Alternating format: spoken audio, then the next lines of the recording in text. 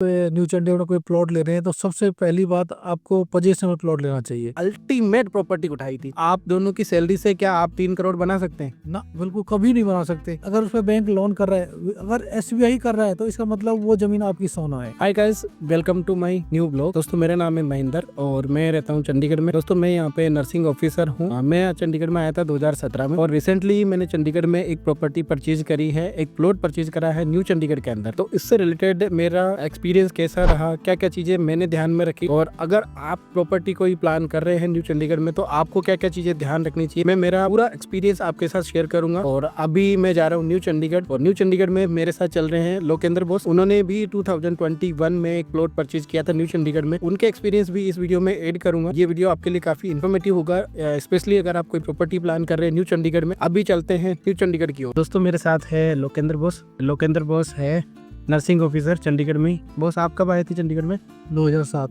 2007 की बॉस की ज्वाइनिंग है, और बॉस की मैडम भी नर्सिंग ऑफिसर है चंडीगढ़ में। तो सर और मैडम दोनों ही वर्किंग है, और इन्होंने भी 2021 में प्रॉपर्टी ली थी। तो इनका एक्सपीरियंस कैसा रहा वो भी इंक्लूड करूँगा, जिससे कि वीडियो और भी ज़्यादा इन्फॉर्मेटिव हो जाएगा।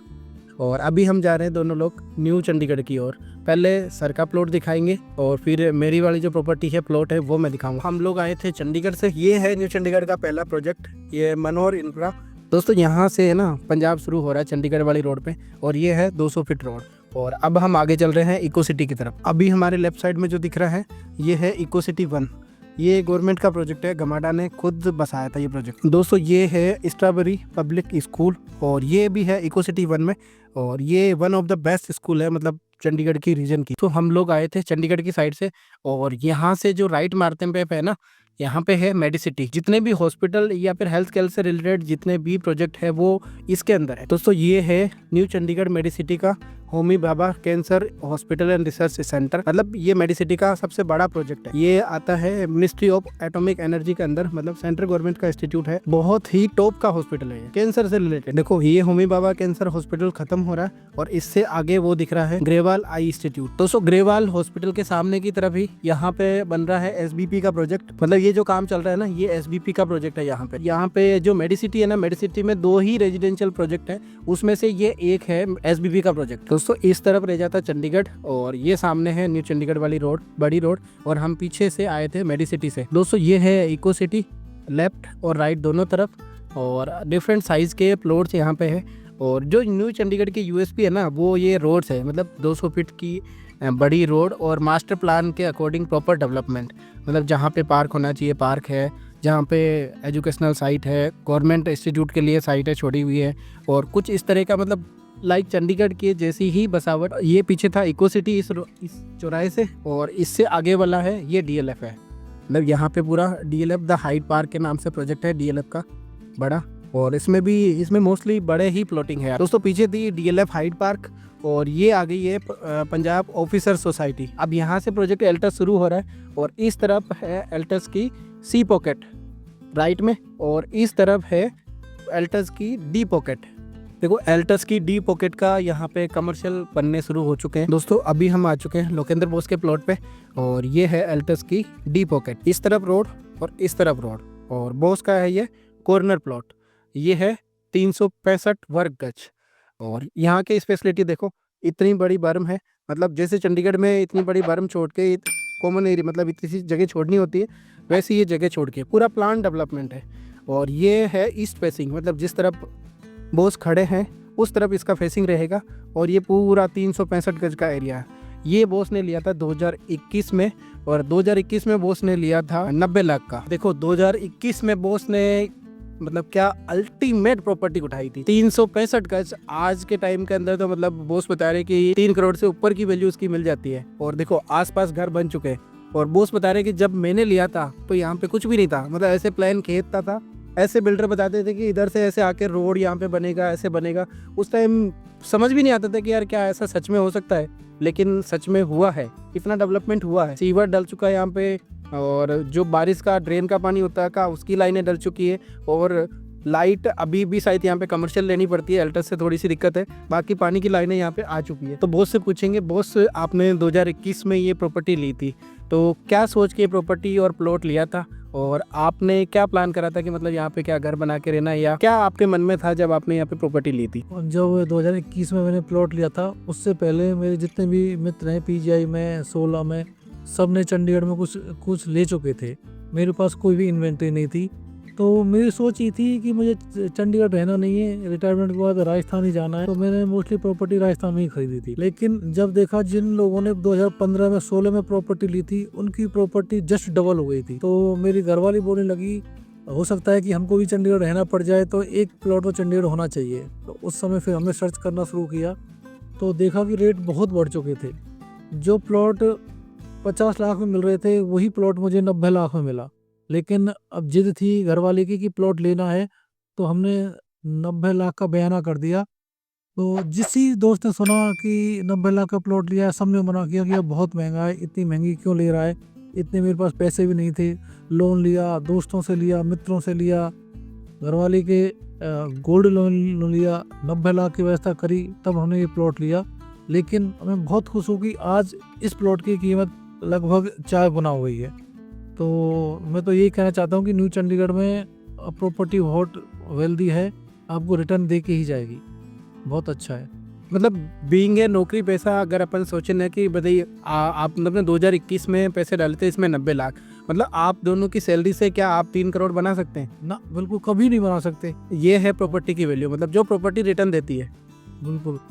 तो बॉस, जैसे 4 साल होगी आपको, तो being a property owner in new Chandigarh, क्या आप सेटिस्फाइड हो? हम देखिए, थोड़ा डेवलपमेंट स्लो है, लेकिन अभी हमको घर बनाना नहीं है, रेट बढ़ रही है, उसके हिसाब से हम सेटिस्फाइड हैं कि 2-3 साल में ये अच्छा शहर डेवलप हो जाएगा। जब मैंने लिया था बिल्कुल जंगल था, कुछ नहीं था, लेकिन आज मैं आता हूँ तो काफ़ी कुछ मकान बन गए हैं, कोई ये पॉकेट भर गया है। तो अगर मैं मकान बना के रहने लगूँ तो शायद मुझे कोई दिक्कत नहीं आएगी। तो मैं इस समय सेटिस्फाई हूँ। अब चलते हैं मेरे वाले प्लॉट की तरफ। आगे वो है एल्टस की सी पॉकेट, वहाँ पे कहीं बोस का प्लॉट था, और इधर लगी हुई है आलू की फसल, और ये लगी हुई है गेहूं की फसल, मतलब बीच बीच में खेत भी है अभी। तो ये जो मेरे पीछे लाइन है वो है एल्टस की बी पॉकेट, और हम पीछे से आए थे वो थी डी पॉकेट, और ये है बी पॉकेट। ये है 100 गज के प्लॉटिंग की लाइन, मतलब ये वाली लाइन, इसके पीछे और इसके पीछे 2 लाइन और 4 लाइनें यहाँ पे 100 गज की है। मेरे को इनिशियली यहाँ पे कॉर्नर वाला जो प्लॉट है वो पसंद आया था। जो स्पेसिंग था वो करीब 80 लाख का मिल रहा था, लेकिन मेरे होमवर्क करते करते वो सोल्ड आउट हो गया। जो ये मकान पीछे बने हुए दिख रहे हैं, यहाँ पे अधिकतर पीजीआई के ही स्टाफ है, तो 100 गज में कुछ ऐसा मकान बन जाता है। दोस्तों, ये 200 फीट वाला धनास वाला रोड है, और ये इस तरफ आगे जा रहा है कुराली, और इधर सामने है ई पॉकेट जहाँ पे मेरा प्लॉट है। तो अभी चल रहे हैं वहाँ पे। ये है एल्टस की ई पॉकेट, यहाँ पे काफी सारे घर बन चुके हैं। पीछे की तरफ ये सारे जितने भी घर बने हुए, ये सारे एल्टस ई पॉकेट में आते हैं। फाइनली दोस्तों, हम आ चुके हैं मेरे वाले प्लॉट पे। ये और ये, मतलब ये वाला रोड पिछले 10 दिन में ही बना। मैं पिछली बार आया था तब यहाँ पे कंकड़ पत्थर वगैरह वो डले हुए थे, गिट्टी विट्टी, और इस बार हो गया। अब इसके ऊपर शायद डामर डलेगा। और ये वाला कॉर्नर का जो है वो मेरा प्लॉट है कि इस तरफ से ऐसे है 20 और इस तरफ से है 45, यानी 20 बाई 45 का कॉर्नर प्लॉट है ईस्ट फेसिंग। देखो ये वाला है ना, ये रेवेन्यू रोड है 60 फीट का, और इस तरफ ये अल्टस का रोड है वो है 40 फीट का, और यहाँ पे बर्म है, और बर्म और कुछ इसके आगे यहाँ से करीब शुरू होएगा वो कंस्ट्रक्शन वाला एरिया। ई पॉकेट में यहाँ पे ना, मतलब ये वही वाली लाइन है जहाँ पे पीछे प्लॉट था।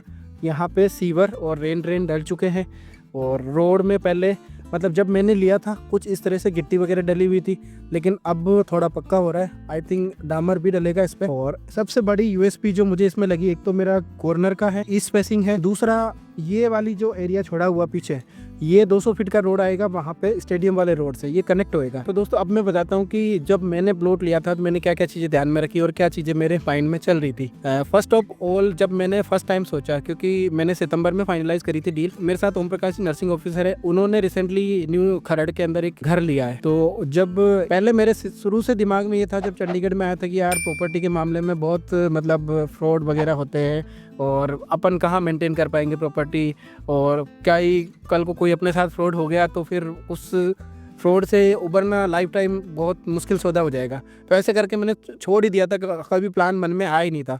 जब ओम प्रकाश जी ने घर लिया तो मैंने सोचा यार अपन को भी देखना चाहिए, होमवर्क करना चाहिए, और फिर उन्होंने ही मोटिवेट किया था कि यार नहीं आप लो, आपके अभी बच्चे छोटे, इतनी ज़्यादा देनदारियाँ नहीं है, और आप अभी ले सकते हो, ये बेस्ट टाइम है मतलब लाइफ का, जब बच्चे छोटे, अभी तो बच्चों के स्कूल वाले खर्चे भी नहीं है, और आप दोनों वर्किंग हो। तो फिर जब मैं पूरा न्यू चंडीगढ़ देखना शुरू करा, जब मैं फर्स्ट टाइम एक डीलर के पास गया तो उन्होंने ऐसा बताया कि न्यू चंडीगढ़ है ना, एक चंडीगढ़ की तरह ही नया प्लांट सिटी बन रहा है, इतनी अच्छी डेवलप हो रही है जगह और अपन ने अभी तक देखा नहीं चंडीगढ़ में होते हुए भी। तब मेरे को मतलब माइंड मेकअप हुआ कि हाँ यार प्रॉपर्टी परचेज करनी चाहिए न्यू चंडीगढ़ के अंदर, क्योंकि एक नया प्लांट सिटी बन रहा है दोस्तों। क्योंकि इंडिया के अंदर एक तो धुलेरा और न्यू चंडीगढ़, ये दो बहुत ही अच्छे नए सिटीज डेवलप हो रहे हैं इंडिया के अंदर, तो इसके अंदर प्रॉपर्टी लेना मतलब बहुत फायदे का सौदा होता है। और दूसरी चीज लोकेशन एक्चुअली क्या है कि हम दोनों वर्किंग है, तो हम दोनों के हिसाब से मैंने एक ऐसी लोकेशन चूज करनी थी जहां से अगर मैं घर बना के रहूं तो दोनों लोग अप डाउन कर सके। उस हिसाब से मेरे को न्यू चंडीगढ़ के अंदर इस साइड वाली प्रॉपर्टी ही अच्छी लगी थी। अगर कल को अप डाउन करना भी हुआ तो घर बना के रह सकते हैं। तीसरी चीज है कि ये भी ध्यान में रखा था कि मुझे जरूरी नहीं है कि कल को प्रॉपर्टी रखनी, कल को मैं बेचूं, चाहे घर बना के रहूं, चाहे किसी भी एंगल से प्रॉपर्टी है वो घाटे का सौदा नहीं होना चाहिए। रही बात एल्टस की, तो अभी क्योंकि इको सिटी तो बहुत पुराना सरकार का प्रोजेक्ट हो गया, काफ़ी पुराना, सारी इन्वेंट्री सोल्ड आउट है, वो मेरे बजट से बाहर है।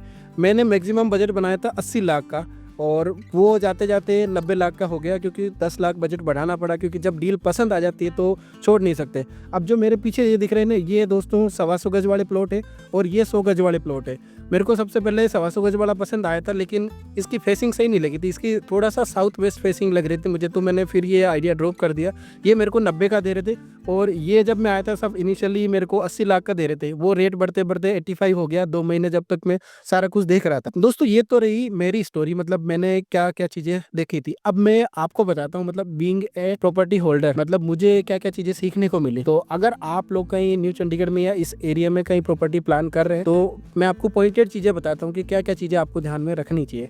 तो सबसे पहले है कि बजट आप अपना बना लो, क्योंकि आपको देखना पड़ता है कि भाई कितना आपका लोन हो सकता है, कितनी आपकी इनकम है। सैलरीज वालों को उस तरह से बैंक वालों से मतलब वेरीफाई करना होता है कि कितने लाख तक का आपकी एलिजिबिलिटी बनती है, क्योंकि लोन के मामले में भी दो चीज़ें होती है। पहली होती है आपकी एलिजिबिलिटी, दूसरी होती है प्रॉपर्टी की एलिजिबिलिटी।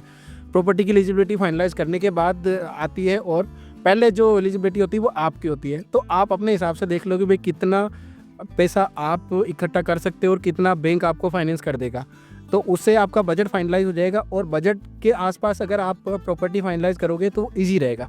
दूसरी चीज़ लोकेशन, देखो लोकेशन में है कि कई बार कॉम्प्रोमाइज़ करना पड़ता है अपने बजट के अकॉर्डिंग, लेकिन जो भी है आप पूरा घूमिए फिरिए, मतलब कोई भी डीलर मत छोड़िए, कोई भी कंटेंट मत छोड़िए, यूट्यूब से लेके इंस्टा से लेके रील से लेके डीलर से लेके जितने भी कंसल्टेंसी है सबके पास जाइए, किसी न किसी के पास जो आपके लाइक अच्छी डील मिलेगी। फिर उस पर फर्दर और होमवर्क करिए कि इसके अंदर इस सौदे के अंदर क्या प्रोज एंड कौन हो सकते हैं। तो ये होगी दूसरी चीज़। तीसरी चीज़ है बिल्डर। देखो न्यू चंडीगढ़ के अंदर 5-7 बिल्डर ही है और उसमें से 2-3 की रेपुटेशन तो बहुत ही ख़राब है। और रही बात एल्टस की, तो एल्टस के अंदर है कि ठीक ठीक है, मतलब बहुत ज़्यादा अच्छा भी नहीं है ओमेक्स की तरह और बहुत ही ज़्यादा बुरा भी नहीं है, मतलब डेवलपमेंट होता है इसमें लेकिन थोड़ा स्लो है। ओवरऑल देखा जाए तो ठीक है, डेवलपमेंट है। जैसे मैंने लिया 3 महीने के अंदर मतलब रोड अच्छी बन रही है और आगे डेवलपमेंट हो रहा है, तो मैं तो इससे सेटिस्फाइड हूँ, मुझे कोई दिक्कत नहीं है। अपन को कोई इनिशियली आज के आज घर बना के यहाँ पे रहना नहीं। पॉइंट नंबर 3 हो गया फेसिंग।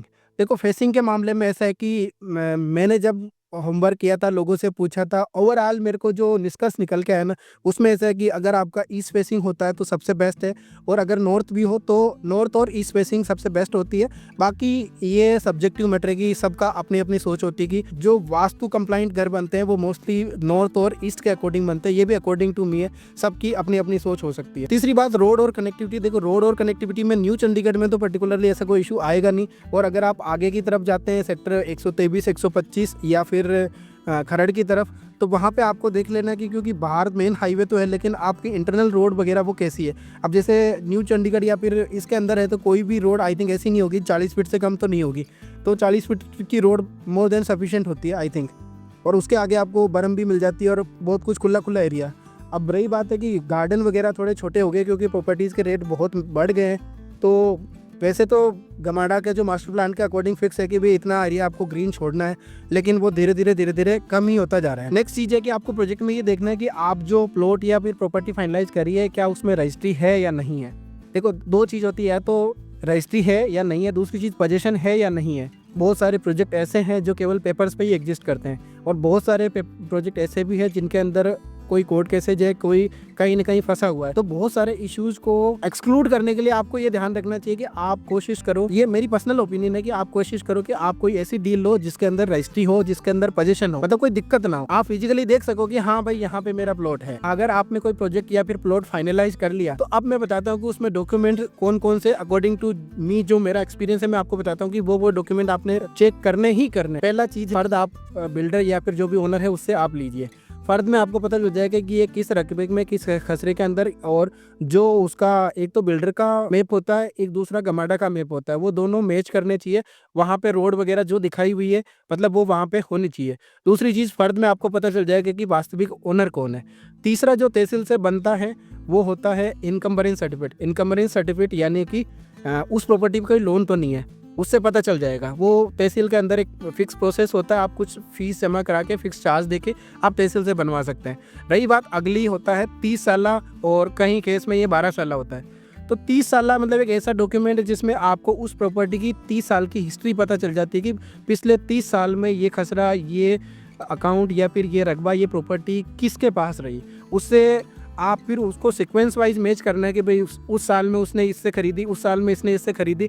तो वो सारा कुछ ऑन पेपर और ऑन फिजिकल सारा कुछ मैच करना चाहिए। तीसरा और चीज़, एक कोर्ट में ही प्रोसेस पता है होता है, उससे पता चल जाता है कि आपको इस प्रॉपर्टी पे कोई डिस्प्यूट तो नहीं है, कोई कोर्ट केस तो नहीं है। अगर देखो कोई भी प्रॉपर्टी है, किसी भी अकाउंट के अंदर अगर डिस्प्यूट होता है, कोर्ट केस होता है, तहसील के जो रेवेन्यू रिकॉर्ड होते हैं उसमें नोट लगा होता है, तो वहाँ से तहसील से ही प्रोसेस होता है, उससे आपको पता करना है कि इसमें कोई डिस्प्यूट तो नहीं है। इसके अलावा नेक्स्ट चीज़ है कि आप जो प्रॉपर्टी फाइनल कर रहे हो, वो आप अपने जो भी बैंक है जहाँ पे आपका सैलरी अकाउंट है या फिर बिजनेस अकाउंट है, या जिस बैंक से भी आपकी अच्छी पड़ती है, आप अपना पहले सिबिल चेक करा लो। सिबिल के अलावा आप बैंक से ये पूछ लो कि भाई मैं इतने की प्रॉपर्टी प्लान कर रहा हूँ और आपको लोन की कितनी ज़रूरत है। अधिकतर केस में देखो जो रजिस्ट्री वैल्यू होती है ना प्लॉट की, क्योंकि देखो सब कुछ वाइट नहीं होता है प्रॉपर्टी के केस में, इनिशियली कुछ ना कुछ ब्लैक होता ही है। मैंने मेरे केस में बिल्डर से बात करके मैक्सिमम वाइट रखवाने की कोशिश करी थी, क्योंकि मैक्सिमम वाइट का फायदा ये देखो सैलरी क्लास का ये हो जाता है कि आपका लोन मैक्सिमम हो जाएगा। 75 से 90% के बीच में बैंक से आपको लोन कर देती है इजीली, अगर आपकी एलिजिबिलिटी हो। लेकिन कोशिश करनी कि अगर आपका सिबिल 700 या 750 से ऊपर ही होना चाहिए, नहीं तो फिर आपको लोन में दिक्कत आ जाएगी। आपको पहले पता कर लेना चाहिए कि आपके कितने पर्सनल लोन चल रहे हैं, आपके कितने व्हीकल लोन चल रहे हैं, और तरह के बिजनेस तरह के कोई जो भी लोन है वो के साथ आप अपनी बैंक के साथ बैठ के डिस्कस कर लीजिए कि भाई इतने मेरे ये लोन है, कौन कौन से लोन आपको बंद करने पड़ेंगे ताकि आपका लोन इजीली हो पाए, कितनी ईएमआई बन पाएगी। क्योंकि मोस्टली जो 50-60% जो आपकी इनकम है उससे ज्यादा ईएमआई बैंक बनाता नहीं है, उसमें दिक्कत आ जाती है। तो मैं आपको पहले ये ओपिनियन दूंगा कि कोई भी सौदा फाइनल करने से पहले बैंक से जरूर डिस्कस कर लीजिए कि भाई मैं इतना लोन का प्लान कर रहा हूँ, क्या मेरा लोन हो जाएगा कि नहीं हो जाएगा। दूसरी चीज, प्रोजेक्ट के जो पेपर आपको इनिशियली मिलते हैं वो ले जाके बैंक से पूछ लीजिए कि ये प्रोजेक्ट है, क्या आप इसमें लोन करके दोगे कि नहीं दोगे, और वो भी एक नहीं 2-3-4 नेशनलाइज बैंक से आप फाइनल कर लीजिए, क्योंकि सबके अपने अपने प्लान होते हैं। सब सारे लोन के किसी की प्रोसेसिंग फीस कम ज्यादा, किसी की दूसरी फीसेज, अधिकतर प्राइवेट बैंक की है ना फीसेज ज्यादा होती है और सरकारी बैंक की फीसेज कम होती है, लेकिन सबके अपने अपने प्रोस और सबसे अपने अपने कौन से हैं। देखो प्रॉपर्टी के सौदे में आपको अगला पॉइंट ये ध्यान रखना है कि आपका पेमेंट प्लान क्या रहेगा। आप देखो जब पैसा आपके हाथ में होता है ना, तो आप बिल्डर से अपने हिसाब से नेगोशिएट कर सकते हैं। भाई मैंने तो मेरा ये ध्यान रखा था कि जब मेरा पैसा मेरे खाते में आ गया था ना, तभी मैंने डील फाइनल करी थी, उससे पहले मैंने फाइनल नहीं करी थी, क्योंकि उसमें फिर फंसने का रिस्क होता है। और अधिकतर बयाना करते टाइम, बयाना करने के बाद अधिकतर केसेस के अंदर 30 से 90 दिन का टाइम है। तो आपने कोशिश करनी है कि आप बिल्डर से या जो भी प्रीवियस ओनर है उससे बात करके मैक्सिमम टाइम आप ले लो। आप भले ही पेमेंट पहले कर दो, लेकिन जो आपका बयाना लिखा जाएगा उसमें आपने ये मैक्सिमम टाइम लिखवाना है। क्योंकि देखो बयाना के केस में ये होता है कि अगर आपने बयाना करा कुछ इनिशियल अमाउंट और उसके बाद आपसे पेमेंट अरेंज नहीं हुआ, तो मोस्टली वो जो प्रीवियस ओनर है वो ले लेता है, मतलब दोबारा पैसा आपका रिफंड नहीं होता। तो मैंने तो जो एल्टस में नरेंद्र जी है उनसे बात करके रखी थी, मैंने डायरेक्टली एल्टस से लिया था। तो उन्होंने कहा कि जब तेरे से ना हो बन पाए तो तू अपना पैसा वापस ले जाना। उन्होंने मेरे को इतनी एश्योरेंस दी थी, तब जाके मैं आगे बढ़ा था डील में। आपने ये ध्यान रखने कि आपका पेमेंट टर्म क्या है, कौन कौन सा पैसा कैसे अरेंज होगा, क्योंकि कितना लोन होना है और कितना आपने थैले में ले जाके देना है और कितना आपने बैंक के थ्रू देना है। मोस्ट इंपॉर्टेंट चीज़, बयाने में जो टर्म्स लिखी जाती है वो आपने अच्छे से पढ़नी है, क्योंकि बहुत सारी चीज़ें उसमें लिखी होती जिस पे आप एग्री नहीं होते। मैं भी नहीं था, लेकिन मेरे पास कोई चॉइस नहीं थी। इसका नेक्स्ट है रजिस्ट्री। दोस्तों रजिस्ट्री के अंदर जो टर्म्स लिखी जाती है वो भी आपने बहुत अच्छे से पढ़नी है, और जितना भी केस का कंपोनेंट हो वो सारा रजिस्ट्री के दिन ही होना चाहिए। मेरा एक स्ट्रॉन्ग ओपिनियन है कि केस का जितना भी डीलिंग है वो पहले कभी भी नहीं देनी है, क्योंकि उसका कोई हिसाब किताब नहीं होता। अगर आप न्यू चंडीगढ़ में कोई प्लॉट ले रहे हैं तो सबसे पहली बात आपको पोजेशन में प्लॉट लेना चाहिए, क्योंकि फ्रॉड बहुत हो रहा है। आपको कागजों में दिखा देंगे कि ये आपका प्लॉट है, लेकिन वो एग्जिस्ट करता नहीं है। पोजेशनेबल का ये तो है कि आपकी रजिस्ट्री हो जाएगी और आप जब चाहो उसमें मकान बना सकते हो। दूसरा, एक बैंक से वेरीफाई जरूर करें क्या उस ज़मीन पर क्या बैंक लोन कर रहा है। अगर उस पर बैंक लोन कर रहा है, अगर SBI कर रहा है तो इसका मतलब वो ज़मीन आपकी सोना है, क्योंकि SBI हर ज़मीन पर नहीं करता है। तो SBI कर रहा है, HDFC कर रहा है, जो मोस्ट जो बैंक अगर आपको लोन कर रहे हैं तो वो आप प्रॉपर्टी परचेज कर सकते। देखो बैंक लोन के केस में क्या होता है कि जैसे आप बैंक को बयाना करके पेपर सबमिट करोगे, बैंक अपने तौर पे रिसर्च करेगा सारी। बैंक ये जो 30 साल है तो इनकम सर्टिफिकेट है, ये सब कुछ बैंक को चाहिए होंगे। बैंक लोन थोड़ा बहुत तो जरूर करवाना चाहिए आपके पास। अगर पूरा पैसा भी है तो भी आई एडवाइस कि कुछ ना कुछ आप लोन जरूर करवाइए। उससे क्या है कि आपकी प्रॉपर्टी का अगर आप होमवर्क नहीं करना चाहते, देखो आप प्राइवेट लॉयर हायर करके भी आप पूरा रिसर्च कर सकते हैं प्रॉपर्टी के बारे में। नहीं तो ये सब कुछ चीजें बैंक लोन करने से पहले करेगा ही करेगा। मोटा मोटा आइडिया तो पहले बैंक में जो बंदे लोन पे काम करते हैं वो पहले ही बता देंगे कि हाँ हम इस प्रोजेक्ट में यहाँ पे इस प्लॉट पे लोन कर देंगे या नहीं कर देंगे। रही बात फिर एलिजिबिलिटी नेक्स्ट लेवल पे आपकी है। लोन के मामले में देखो चाहे SBI करे, देखो SBI करे तो दी बेस्ट। मेरे केस में SBI ने मना कर दिया था कि क्योंकि ये जो बिल्डर से फर्स्ट अलॉटमेंट का केस है तो SBI ने मना कर दिया था। मेरा लोन किया था बैंक ऑफ बड़ौदा ने। मैंने 2 जगह फाइल लगाई लोन के लिए, एक ICICI में प्लॉट लोन के लिए और दूसरा लगाई थी बैंक ऑफ बड़ौदा के अंदर होम लोन के लिए। तो बैंक ऑफ बड़ौदा वालों ने पहले कहा था कि हम प्लॉट पे लोन नहीं करेंगे, हम होम लोन ही करेंगे। तो मेरी दोनों फाइलें में सैंक्शन आ गया था, लेकिन लास्ट टाइम में ICICI ने मना कर दिया था कि हम इस पे होम लोन कर पाएंगे। तो मुझे गवर्नमेंट बैंक में रेट अच्छा मिल रहा था तो मैंने गवर्नमेंट बैंक में लिया। और इम्पोर्टेंट पॉइंट लोन के बारे में, लोन अगर अपन लेने जाते हैं ना, 2 तरह के लोन होते हैं। एक होता है प्रॉपर्टी पे मॉर्टगेज लोन, उसको आप प्लॉट लोन बोल दो, या फिर दूसरा होता है होम लोन। होम लोन के केस में अधिकतर बैंक की ये टर्म्स होती है कि आप 3 साल में, या फिर उसको कुछ बैंक एक्सटेंड कर देते हैं 5 साल में कुछ न कुछ यहाँ पे बनाना है। अब मेरा ICICI ने प्लॉट लोन कैंसिल कर दिया तो मुझे होम लोन पे जाना पड़ा। और अब उसमें ये मेरी कंडीशन लगी हुई है कि 3 साल और subject to 2 year more extension, तेरे को 5 साल में कुछ न कुछ यहाँ पे बनाना पड़ेगा। तो अगर आप इमीडिएटली बनाने की जरूरत नहीं है, आपको रहना नहीं है, तो आप प्लॉट लोन कंसिडर कर सकते हैं। अगर प्लॉट लोन होता है तो उसमें फ़र्क होता है कि 1-आधा% आपका रेट का फ़र्क रहेगा, लेकिन आपको बैंक ये मजबूर नहीं करेगा कि आपको घर बनाना ही बनाना है। मेरा जो सैंक्शन लेटर है ना, इसमें तो बहुत कुछ लिखा हुआ है कि आपको प्रॉपर्टी में इतने साल 3 साल में कुछ न कुछ बनाना है। अगर आप उसको पूरा पेमेंट कर भी देते हो, बैंक का पेमेंट क्लियर भी कर देते हो, तो भी आपने घर बनाना ही बनाना है, नहीं तो आपका कमर्शियल रेट ऑफ इंटरेस्ट हम लगा देंगे। इसका कारण ये होता है कि बैंक जो लोन करता है ना, वो बैंक ऐसा सोचता है कि आपने किसी को घर बनाने के लिए लोन दिया है। बैंक थोड़ी ना ये आपको मतलब आपके इन्वेस्टिंग के लिए पैसा देगा। अगर आप पैसे को 7% की रेट पे बैंक से ले रहे हो, फिर 20% के एप्रिसिएशन के हिसाब से उस पैसे को आप वैल्यू बढ़ने के बाद बेच दे रहे हो, तो एक तरह से RBI की रिसेंट गाइडलाइन और बैंक की गाइडलाइन ये कहती है कि आपको घर बनाना ही बनाना है। लेकिन इसको आपने अपने लेवल पे स्मार्टली खेलना है कि आप कैसे खेलते हो। अगर प्लॉट लोन हो जाता है, आपको बढ़ाने की जरूरत नहीं है, तो वो सबसे बेस्ट है। अगर आपको जरूरत है घर बना के रहने की, तो आप हाउस लोन कराइए। 1 मोर लास्ट पॉइंट, देखो बॉस ने जो लोन करवाया था 2021 में, वो HDFC से प्लॉट लोन था। तो इनके मामले के अंदर बनाने का कोई दिक्कत नहीं है। देखो बनाने का भी बहुत यहाँ पे इशू है कि जैसे प्राइवेट बिल्डर है, जैसे अल्टस है, अल्टस आपको नहीं कहेगा कि आप इमीडिएटली घर बनाइए, लेकिन जो गवर्नमेंट के प्रोजेक्ट है जैसे इको सिटी वगैरह, तो वहाँ पे आपको बनाना ही बनाना। अगर नहीं बनाओगे तो वहाँ पे पेनल्टीज लगेगी। तो ये चीज़ आपको दिमाग में रखनी है कि कब आपने प्लान बनाना, उसी के अकॉर्डिंग प्लान करना है। अगर आपका प्लॉट लोन हो जाता है तो दी बेस्ट। और 1 मोर लास्ट पॉइंट, लेकिन सबसे इम्पोर्टेंट पॉइंट, आप जो भी डॉक्यूमेंट बैंक को सबमिट करते हो, बैंक से वो रिटर्न में लेना है कि ये डॉक्यूमेंट आपके पास जमा है। मैंने मेरे केस में महीने 2 महीने बाद लिया था, लेकिन सब कुछ प्रॉपरली लिखा हुआ लिया। उसमें फ़ायदा ये है कि अगर आप 30 साल बाद में अगर आप वापस पेपर लेने जाओगे तो कोई पेपर मिस आपका नहीं हो। इसलिए सारे ओरिजिनल पेपर की स्कैन कॉपी और फोटो कॉपी आपने पहले बना के रखनी है। इसके अलावा जो पेपर बैंक के पास जमा है उसकी। दोस्तों ये सब कुछ था मेरे प्रॉपर्टी परचेज करने के एक्सपीरियंस के बारे में। अगर आपको कुछ और चीज़ मेरे से पूछनी है तो आप वीडियो में कमेंट कर सकते हैं। मैं कोशिश करूंगा आप सारी क्वेरीज की आंसर करने का। और आपको ये वीडियो कैसा लगा कमेंट करके जरूर बताइए। वीडियो अच्छा लगा तो वीडियो को लाइक करिए, चैनल को सब्सक्राइब करिए। मिलते हैं किसी और ब्लॉग में, तब तक के लिए बाय बाय, जय हिंद।